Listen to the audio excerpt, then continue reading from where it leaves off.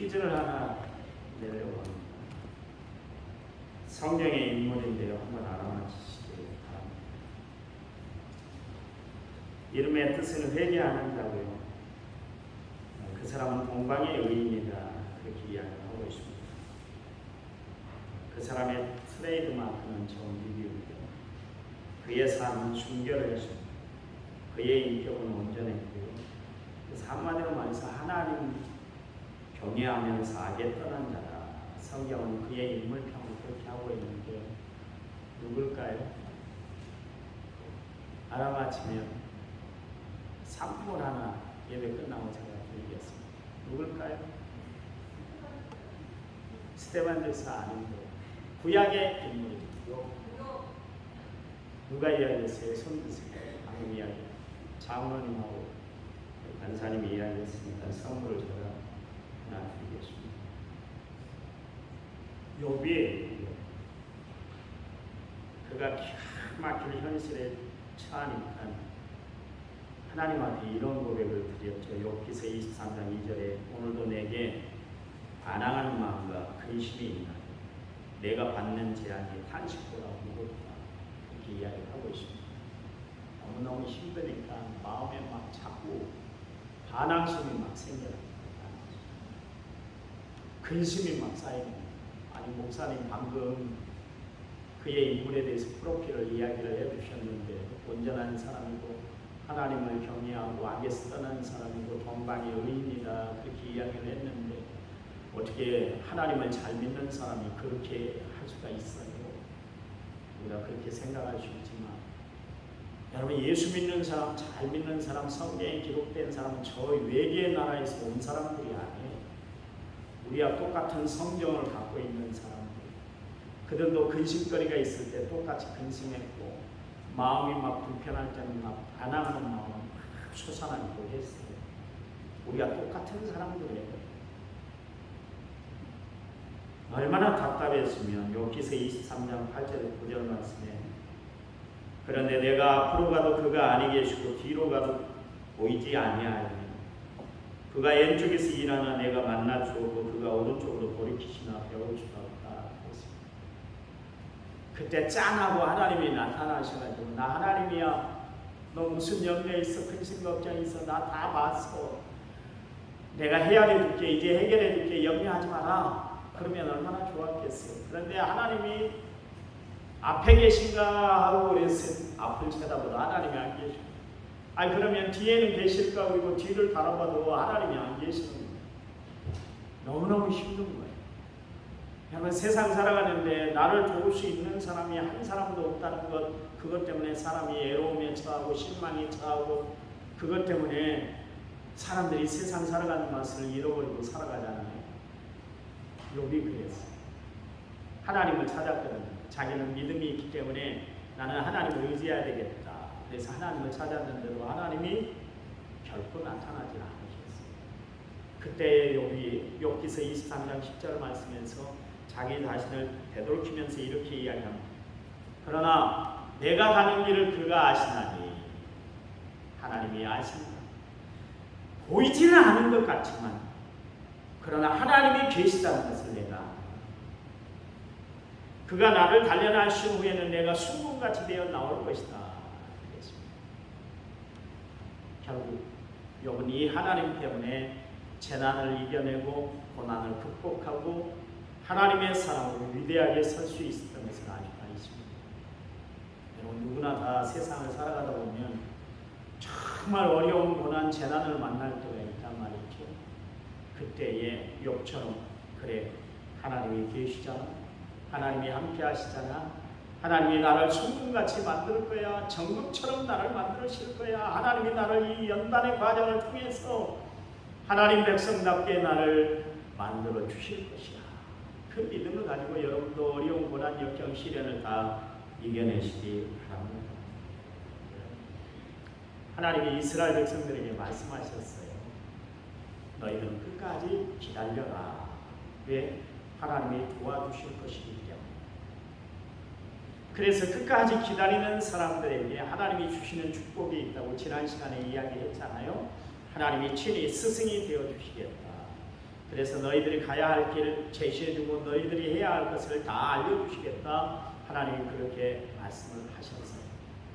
그리고 나서 이제 두 번째로 주를 기다리고 살아가는 사람들에게 주는 축복이 뭐냐면 너희들 수확이 풍성한 삶을 살아가도록 하나님이 역사해 주시겠다 되십니다. 그게 23절에서 25절 말씀에 기록되어 있는데, 그러니까 인생을 살아가면서 거둘 것이 많게 해주시겠다 그런 이야기. 어떤 사람들에게 하나님이 이렇게 거둘 것이 많게 해주시겠다 그랬어요. 하나님을 믿고 의지하며 살아가는 사람, 하나님을 기다릴 줄 아는 사람, 하나님의 역사의 때를 바라보고 살아가는 사람들에게 하나님은 이 놀라운 축복을 베풀어 주신다 그런 이야기. 그래서 23절 말씀에 내가 땅에 뿌린 종자에 주께서 피를 주사 땅이 녹을 것을 내며 곡식이 풍성하고 기름지게 하실 것이며 그 날에 내 가축이 광활한 목장에서 먹을 것이다. 이스라엘 나라는 3번 비가 내립니다. 우리처럼 상시 그냥 비가 내리는 게 아니라 1년에 꼭 3번 비가 내립니다. 그리고 나서 5월에서 9월까지는 건기라 일체 비가 내리질 않습니다. 이 이스라엘 땅에는 3가지 비가 내리는데 이른 비와 여러분이 잘 아시는 늦은 비가 있고요. 그 안에 겨울 비가 있습니다. 이른 비는 우리의 원력으로 10월에서 11월 달에 내리는 비. 그래서 이때에 이제 파종을 하게 됩니다. 이때 기회를 놓치면 이스라엘 백성들은 아무것도 거둘 수가 없는 거예요. 그 중간에 겨울비가 있는데 12월에서 1월 사이에 내리는데 이때를 장마비다 그렇게 이야기합니다. 그리고 나서 늦은 비가 나오는데 2월에서 3월 달에 늦은 비가 내리게 되어 있습니다. 이 늦은 비가 내려야 그래야 곡식을 수확을 할 수가 있는.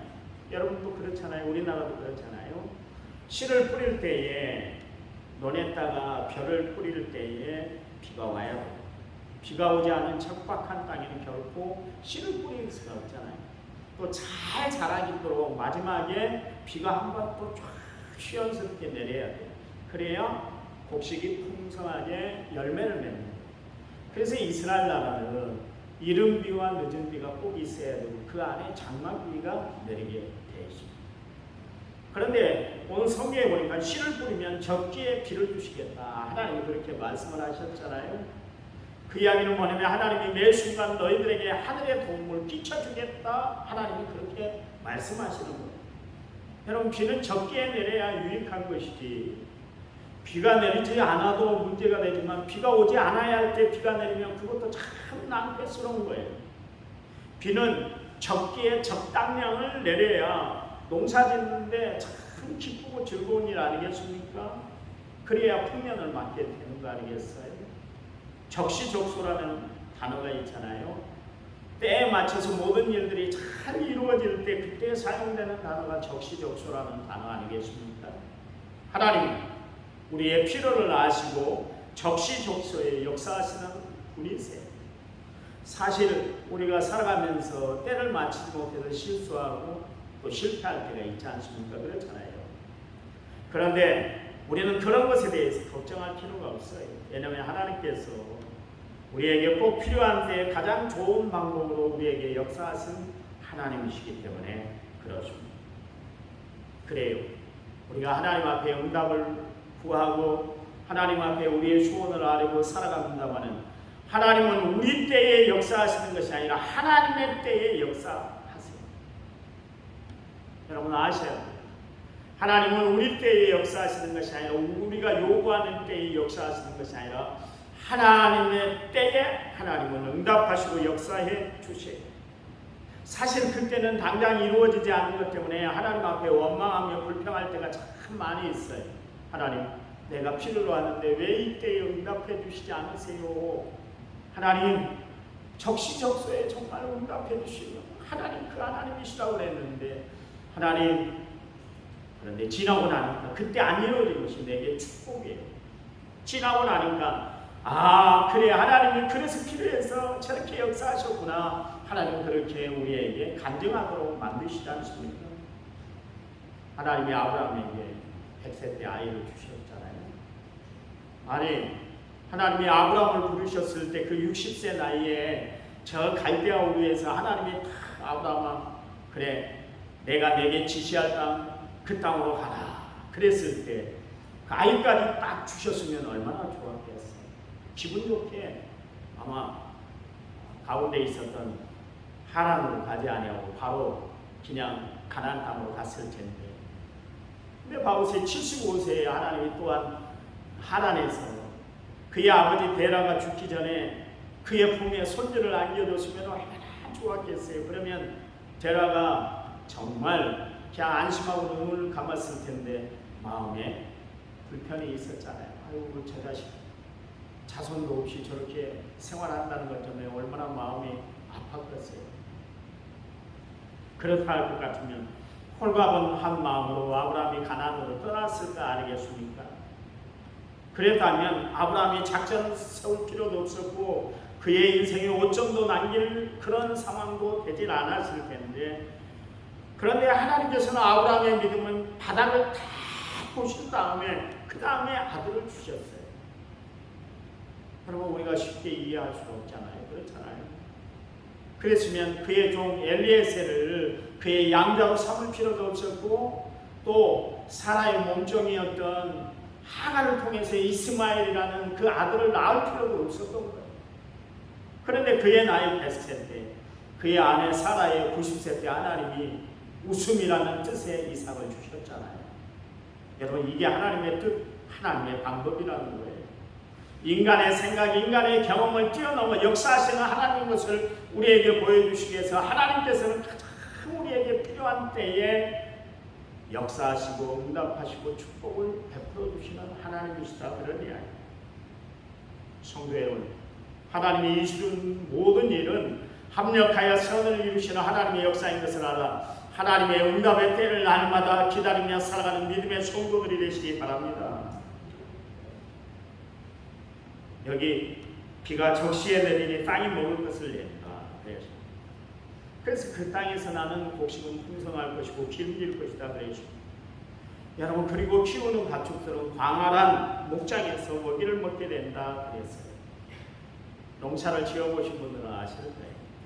똑같은 땅에 똑같은 퇴비를 주고 똑같은 시설을 갖춰서 이렇게 재배를 했는데도 결실할 때 보면 차이가 나는 것을 우리가 알 수가 있잖아요. 그렇잖아요. 그것은 땅의 차이 때문에 그렇게 결실이 풀려진다, 그런 이야기입니다.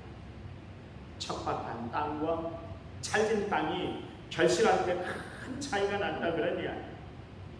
그런데 하나님이 함께 하시는 땅은 풍성하고 기름지게 해주신다, 그런 이야기입니다. 여러분, 우리의 인생도 그렇습니다. 하나님이 함께 하시는 인생이 기름진 인생이 되고 풍요로운 인생이 되고 대박나는 인생이 되는 줄 믿으시기 바랍니다. 요셉을 보세요. 하나님이 함께 하시고 그의 인생이 형통했어요. 애굽의 종살이로 팔려갔던 사람이 애굽의 국무총리가 됐지 않습니까? 그것을 보면 하나님이 요셉과 함께 하심으로 말미암아 그의 인생이 정말 기름진 인생, 풍요로운 인생, 대박나는 인생으로 하나님이 만들어주셨던 것을 알 수가 있습니다. 여러분, 하나님이 함께하는 인생은 두려움도 없고 염려도 없고 걱정도 없고 담대하게 됩니다. 다윗 하나님 불렀을 때 여호수아를 하나님이 세워놓고 그에게 주셨던 말씀이 바로 그런 말씀입니다. 그래서 다윗은 세상을 살아가면서 두려워하지 않았어요. 여호수아는 그 가나안 땅을 정복해 들어가면서 전혀 두려워하지 않았던 것을 알 수가 있습니다. 또한 하나님이 함께 하시는 인생은 내게 능력 주셔서 모든 것을 할 수 있는 그런 인생으로 하나님이 만들어 주세요. 바울의 삶이 그랬잖아요. 여러분의 인생이 하나님과 함께함으로 말미암아 정말 은혜로운 인생이 되시기 바랍니다. 그래서 범사에 하나님이 함께 하시고 형통케 하시는 하나님의 역사를 날마다 체험하고 살아가는 믿음의 성도들이 다 되시기를 간절히 부탁을 드립니다. 거기 23절 말씀에 내가 땅에 뿌린 종자에 주께서 비를 주사 땅이 먹을 것을 내며 곡식이 풍성하고 기름지게 하실 것이며 그날에 내 가축이 광활한 목장에서 먹을 것이다. 하나님이 그렇게 기다린 자에게 수확을 어느 정도 정말 풍성하게 베풀어 주시고 세심하게 배려를 해주시는지 내가 확 트인 그런 목장에서 먹을 것이다. 그리고 나서 얼마나 신한 짐승으로 그렇게 잘 자라도록 하나님이 그렇게 역사해 주셨어요. 확 있다는 것은 무슨 이야기였습니까? 끝이 없다는 것이고 주변에 끊을 것이 없고 방해받을 것이 없다, 그런 이야기예요.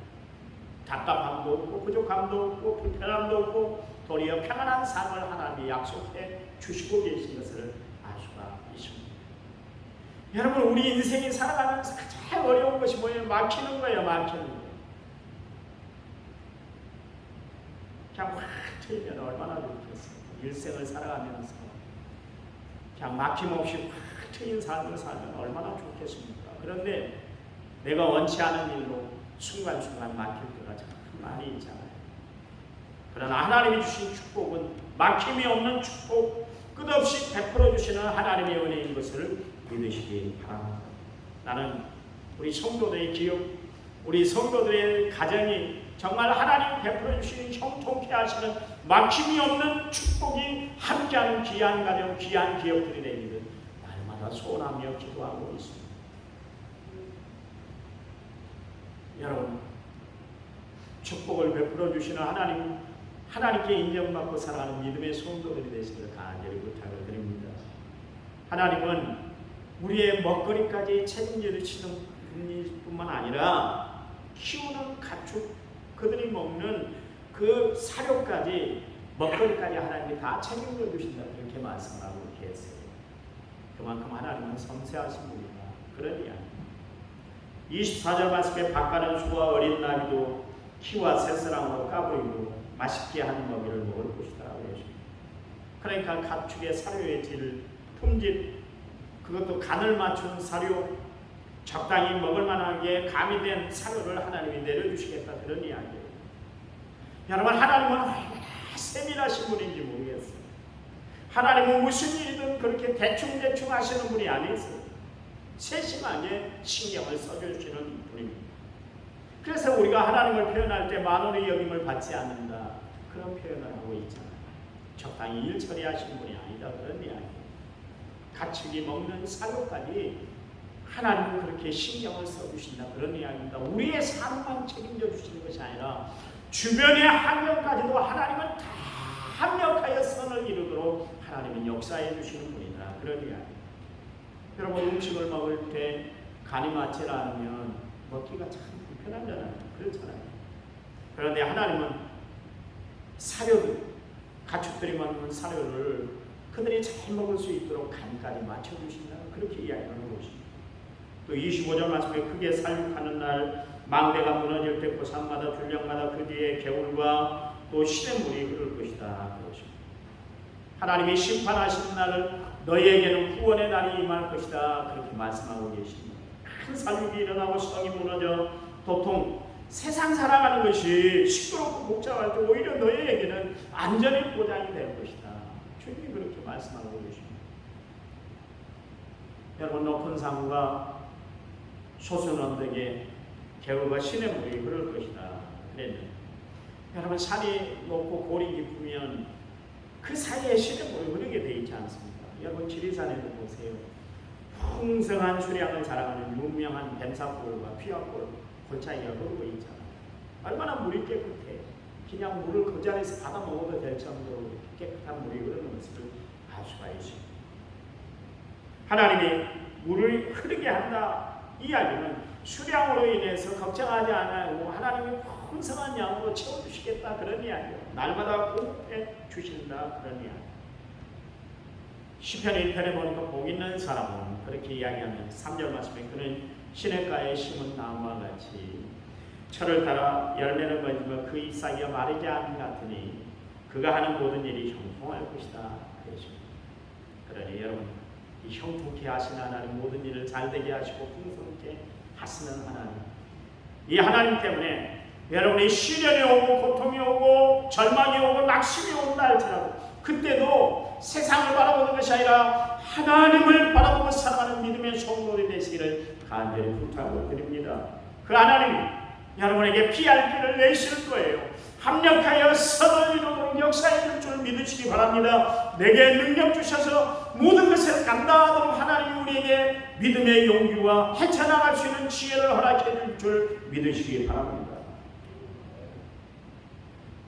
이게 하나님을 믿는 백성들에게 하나님이 내려주시는 혜택이에요. 얼마나 감사해요.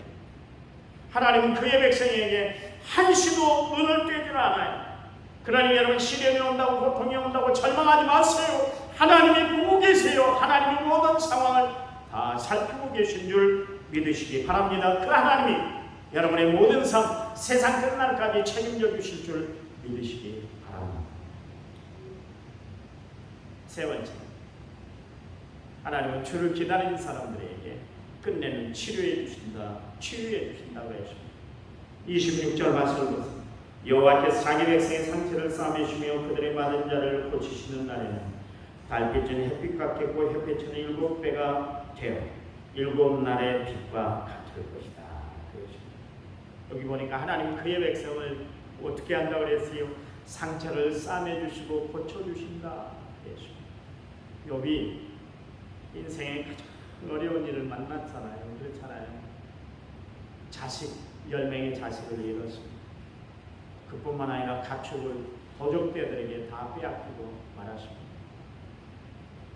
그의 몸은 피부암에 걸렸습니다. 그래서 매일 귀하장으로 자신의 몸을 빡빡 긁지 않으면 가려워서 견딜 수가 없는 그런 시간들을 보냈습니다.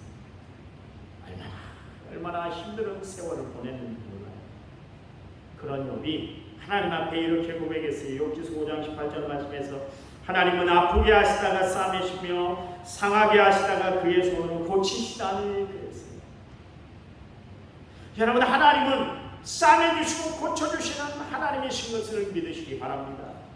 에스겔 선지자도 에스겔서 34장 16절 말씀에 그 잃어버린 자를 내가 찾으며 쫓기는 자를 내가 돌아오게 하며 상한 자를 내가 싸매주며 병든 자를 내게 강하게 할 것이다.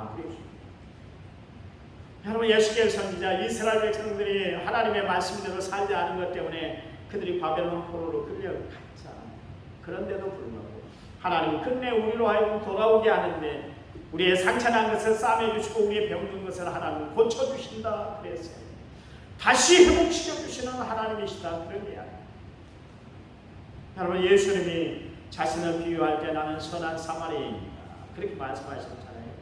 그래서 누가복음 10장 34절 말씀에 가까이 가서 기름과 포도주를 그 상처에 묻고 싸매고 자기 짐승에 태워 주막으로 데려가서 돌보아 주라 그랬습니다. 여러분 보세요. 이스라엘 백성들 하나님의 말씀, 하나님의 뜻대로 생활하지 못함으로 말미암아 그들에게 하나님은 징계의 채찍을 때렸어요. 징계의 매를 주셨어요. 그렇지만 하나님은 이내 그들의 상처난 상처를 다 싸매주시고 그들의 상처를 다시 덧입지 않도록 고쳐주셨습니다. 여러분, 그렇다면 하나님이 병주고 약 주시는 하나님이신가? 그런 것은 아니에요. 하나님은 그들을 사랑하셔서 영원토록 멸망하지 않도록 하나님이 함께 하신다 그런 이야기예요. 가끔 자녀들이 말을 안 들으면 매를 들잖아요. 사실 부모가 자식을 때릴 때는 그냥 기뻐서 그렇게 매를 때리는 것이 아니잖아요. 그렇잖아요. 매를 때리면서도 부모의 마음은 아픈 거예요. 그래서 어떤 분은 그랬대요. 아이를 그렇게 말을 안 들어서 때리면 그 다음날 자기가 아파버렸대요. 며칠이고 그렇게 아팠대요. 왜 그럴까요? 마음이 편치를 안 하니까. 자식을 때리면서도 마음 편치를 안 하니까 때리다가 자기가 아프게 되는 거예요. 부모의 마음이고 하나님도 그렇다 그런 이야기예요. 그래서 비록 매를 때렸지만 상처난 것이 곱지 않도록 싸매주시고 치료해 주신다 그 이야기예요. 여러분, 여기 치료해 주신다는 것은 본래의 모습으로 다시 되돌아오게 한다 그런 뜻입니다. 하나님이 어떻게 해서 이스라엘 백성을 다시 복으로 돌아오게 했잖아요. 이스라엘 백성들이 여러분 바벨론 나라와 싸워서 다시 고국으로 돌아왔습니까? 그들이 어떤 방법을 써서 고국으로 돌아왔습니까? 아니잖아요. 순전히 하나님의 방법으로 그들이 다시금 고국으로 돌아왔어요. 그 하나님은 어떤 하나님이요? 우리의 인생을 회복시켜주시고 내 삶을 고쳐주시는 하나님인 줄 믿으시기 바랍니다. 여러분, 예수님은 이 땅에 오셔서 하신 사역이 고치는 사역이었어요. 그래서 병든 사람들을 다 하나님께서 일일이 다 예수님께서 다 고쳐주셨잖아요. 방향을 잃고 살아가는 저들에게 분명한 방향 제시를 해주신 분이 바로 예수님이었던 것을 알수가 있습니다.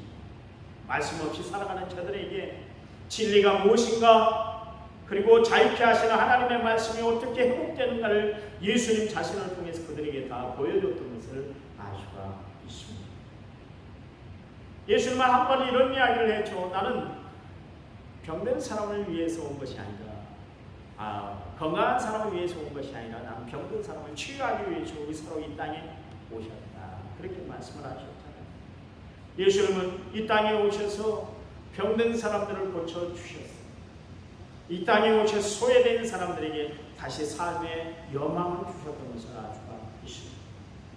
예수님 앞에 나왔던 모든 사람들은 다 고침을 받았어요. 회복이 됐어요.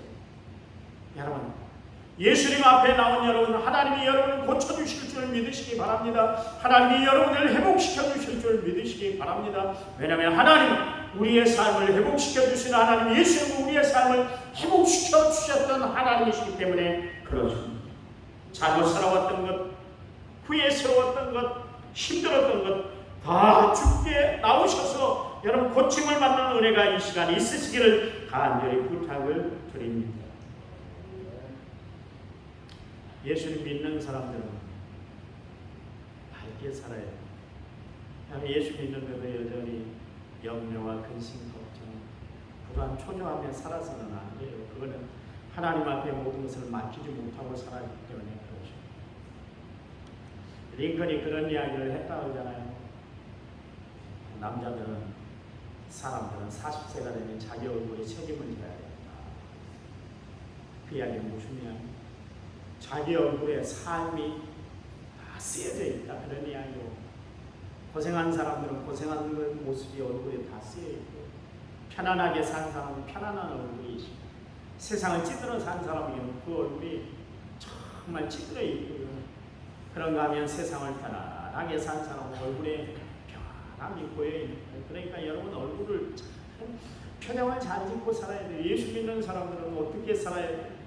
아까 우리 장로님이 기도하셨던 것처럼 항상 기뻐하고 쉬지 말고 기도하고 범사에 감사해요. 여러분, 예수 믿는 사람들은 항상 기뻐하는 거예요. 어떤 상황, 어떤 형편, 어떤 처지에 처한다 할지라도 그냥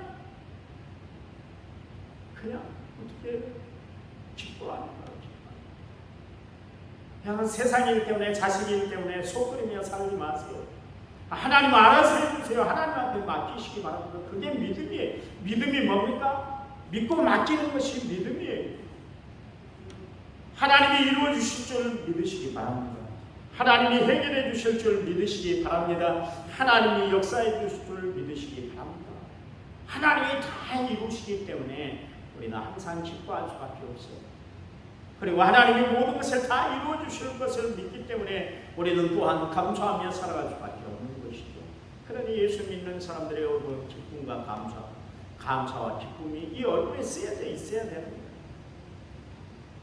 여러분, 교회는 장례식장이 아니에요.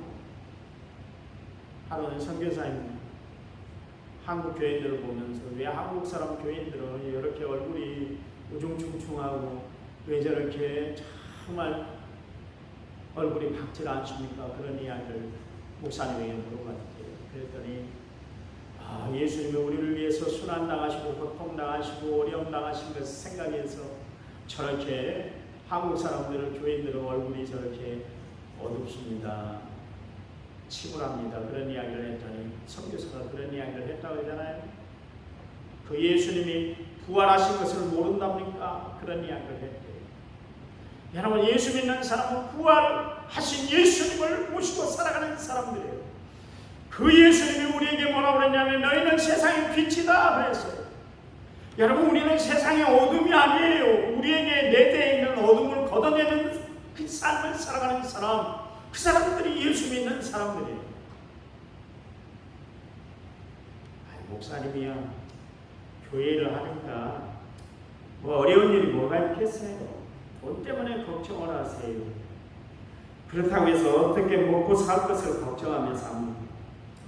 그냥 그러니까 목사님은 그런 이야기 하지 우리하고 함께 한번 살아보면서 얼마나 힘들고 어렵고 복잡스러운 매일매일 살아가는 것이 만만치 않은데 목사님 그런 이야기 하지 마세요. 그럴지 모르겠어요. 그렇죠. 저는 여러분 때문에, 예수님 때문에, 하나님 때문에 특혜를 누리고 살아가는 사람이라고 저는 분명히 생각합니다. 그거 잊어버린 적이 없어요. 근데 저만 그러십니다. 여러분도 한번 생각을 해보세요. 어떻게 살아왔습니까? 그 허구한 세월을 살아오면서 내 기분, 내 마음대로 정말 살고 싶은 마음이 없었는데 그때마다 하나님이 극복하게 하고 이기게 하시고 감당하게 하시고 역사해 주셨잖아요. 돈이 없어서 동동 부를 때 그때 하나님의 역사로 정말 그 위기를 넘기게 하시고 몸이 병들었을 때 하나님이 역사해 주셔서 미리 고쳐주시고 그래서 지금까지 생활해 왔잖아요. 정도의 차이는 있을지 모르지만 고난과 역경 속에 생활해 왔었어요. 하나님이 우리를 붙잡아 주신 영광인 줄 믿으시기 바랍니다. 감사해요. 그래 예수 믿는 사람은 어두운 구석이 없어야 돼. 염려와 근심거리를 다 주께 맡겨버리고 살아야 돼. 예수님이 우리를 하여금 너희는 세상의 빛이다 그랬을까요? 너희에게는 어두운 구석이 없어야 돼. 그런 이야기입니다. 어둠은 우리를 절망케 해요. 어둠은 우리를 힘들게 만들어요. 어둠은 우리를 방향 감각이 없도록 만들어버려요. 그러나 빛 대신 예수님 빛이 비춰질 때 길이 보이고요. 빛 대신 예수님이 우리의 마음을 비춰주실 때 어둠의 그늘이 싹 물러가게 돼서 광명한 삶, 기쁨의 삶, 은혜로운 삶, 감사의 삶을 살아가게 되기 때문에 주님이 우리에게 말씀하셨어요. 결론입니다. 하나님 백성님 된 여러분, 요 하나님을 기다리고 살아가는 여러분, 하나님을 믿음을 가지고 기다리는 자에게 복을 내려주신다고 그랬습니다. 끝까지 기다려서 하나님이 내려주신 그 놀라운 축복들을 날마다 누리고 살아가는 성도들이 되시기를 간절히 부탁을 드립니다. 기다릴 때 하나님은 은혜와 풍요의 간을 씌워주신다고 그랬으니 하나님이 베풀어 주시는 은혜의 날을 날마다 누리고 살아갈 날이 분명히 있을 줄 믿으시기 바랍니다. 또한 기다리면 하나님이 치료해 주셔서 우리의 삶을 회복시켜 주실 줄 믿고 끝까지 하나님을 의지하고 주를 바라보고 믿음 안에 승리하며 살아가는 은혜로운 성도들 되시기를 부탁을 드립니다. 한 번 참으셨어요? 두 번 참아보세요? 세 번 참았어요? 10번 참아보시기 바랍니다. 끝내 하나님의 때에 여러분의 삶을 하나님이 인도해 주시고 해결해 주시고 대답해 주실 줄 믿습니다. 하나님 감사합니다. 고난과 역경 속에 살아가는 저희들 그러나 하나님을 믿는 믿음으로 승리하도록 인도해 주시니 감사합니다. 끝까지 기다리는 자에게 하나님 복을 주신다 그랬사옵니다. 하나님 끝까지 기다려 주님의 때가 이루어지는 놀라운 역사를 체험하고 살아가는 저희를 되도록 축복해 주시옵소서. 한 주간 하나님의 말씀으로 승리하며 살아가는 저희들 삶이 되도록 도와주시옵소서. 이제는 길이요 진리요 생명 되신 우리 주 예수 그리스도의 은혜와 하나님 아버지의 지극하신 사랑과 성령님 위로교통의 충만한 역사 오늘 말씀을 받은 모든 성도들을 위해 이제부터 영원토록 함께 하시기를 간절히 축원하옵나이다. 아멘.